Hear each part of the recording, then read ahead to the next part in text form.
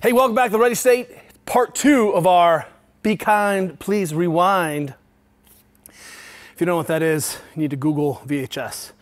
But the idea here is, look, another example where we see people unwinding the shoulder to create or solve a movement problem, give ourselves some space, some breathability, and then not recreate or wind back up to start the next rep.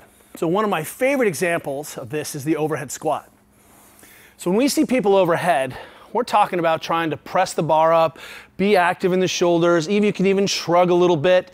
The idea here is in this position of armpit forward, and I don't have to be cranked at end range, jamming the elbow, but moving towards that position, that's a really stable shoulder position.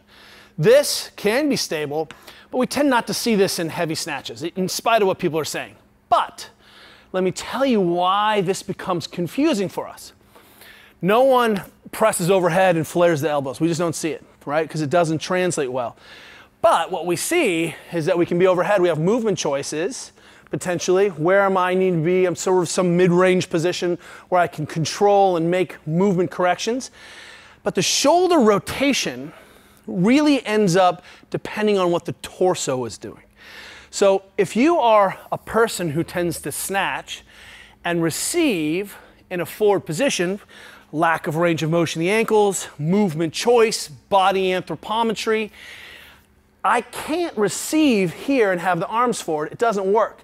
So what ends up happening is I receive, I may have to, and I'm leaning forward, I may have to have the shoulders down a little bit.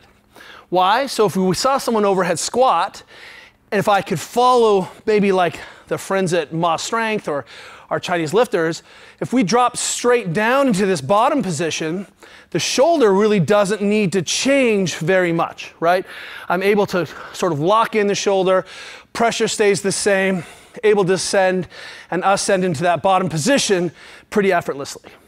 But if I don't have that ankle range or that capacity, then my squat starts to look like this. And if I hold that position, the bar comes out in front.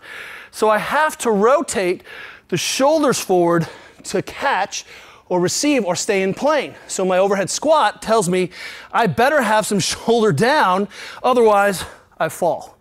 So if I come back up in this position, this doesn't leave me in a super athletic position. I may have solved the problem, but it's not super athletic. So as I come back up, I need to rewind. So that overhead squat then, if I have to lean forward and unroll the shoulders to hold this position, still being active as I can, trying to hit the depth, working on my shapes. As I come back up and space becomes available to me, I rewind the shoulder. So here's the drill. Pay attention to what's going on as you descend in that overhead squat. Pay attention to your shoulders and see on the way back up if you can make your shoulders chase that same position. The more forward your torso comes in that lift, the more you're gonna have to unwind and rewind. The more torso upright you have, the less you're gonna have to mess with that. A good reason to keep your torso upright when you overhead squat.